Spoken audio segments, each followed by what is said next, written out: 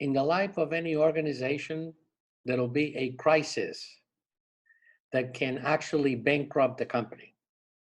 And whenever you face a crisis, you're going to need organizational resilience. Hello, everyone. I'm Michael Zeischer, and this is the 46th in a series of short videos designed to help entrepreneurs and company executives succeed with their enterprise. And with that, let us consider our first slide. The title of this presentation is Organizational Resilience, or How to Survive a Major Business Crisis. I'm going to be using my own book. It is called The Guide to Entrepreneurship, or How to Create Wealth for Your Company and Your Stakeholders. So let us define organizational resilience. Organizational resilience is the ability of any organization to survive before, during, and after a major business crisis. That is to say, what you want to do is that you want to prevent something bad from getting worse. So let's take a look at the 4 aspects of organizational resilience. The first one is crisis communication. Whenever there is a crisis, you're going to have to communicate as much as possible with your stakeholders. Your stakeholders are going to be customers, suppliers.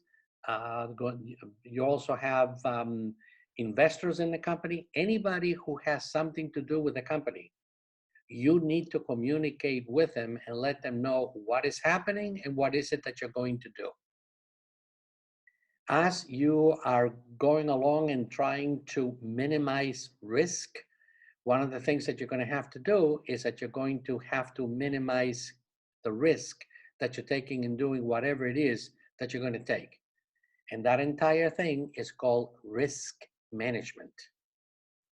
The other one is crisis management. You're going to need to set up some kind of a strategy and tactic for how you're going to deal with that major crisis. And here is a biggie coming up. That is, you're going to need to set up what I'm going to call a rapid response team. Your rapid response team is going to be responsible actually for controlling and getting rid of the risk, overcoming the risk. And this is going to have to be done at an executive level. The people that are going to be part of the rapid response team, maybe 3, are really going to have to make important decisions and important decisions very quickly. And one of the things that I want to do is that I want to make a big distinction between a crisis and an emergency. A crisis, the way that we're looking at it, it is any business incident with a pre-planned mitigation that might be foreseeable. Well, for example, here are 3 examples of crisis. A lawsuit is a crisis. A lawsuit against you, or actually to a certain extent, is that you're suing somebody else for something very important. Another crisis is losing your best customer or losing a very critical supplier. Those are 3 examples of crises. But what about an emergency? Okay, well, this is, again, this one is no pre-planned mitigation. Crisis is pre-planned. An emergency is not pre-planned. And again, it threatens the existence of your business.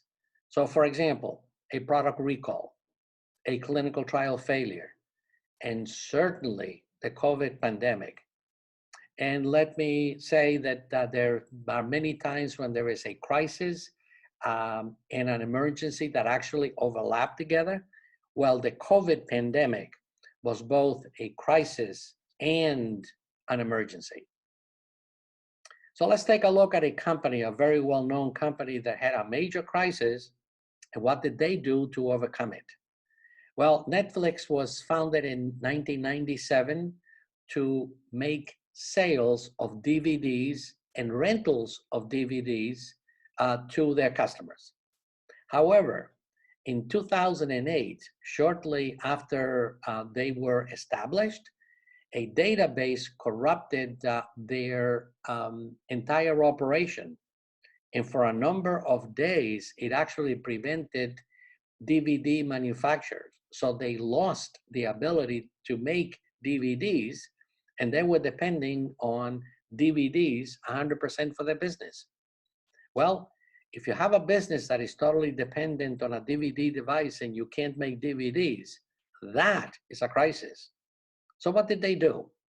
Well, after getting rid of the corruption that overcame the database, they actually were able to do that. They made a very important decision.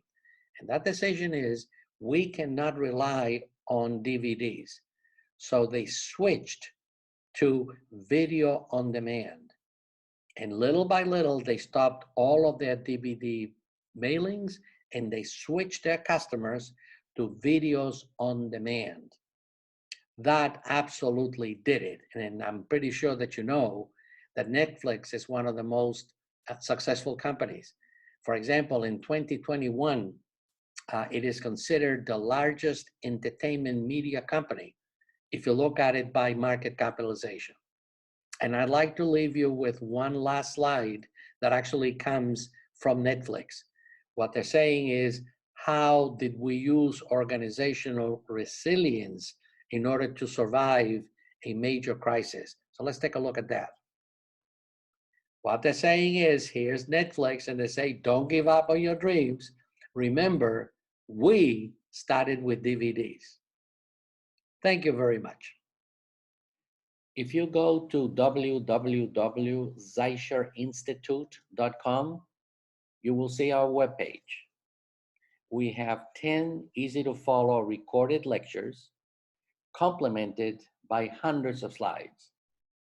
If you purchase the online course, you will receive a complimentary copy of the complete transcript as a PDF. So you don't have to start writing anything. Everything about the course will be at your fingertips, thus allowing you to make a copy of the transcript. And in the website, you will find the entire lecture number 1 as a free gift, which is about 30 minutes in duration. So please do that, and I wish you the best of luck as an entrepreneur.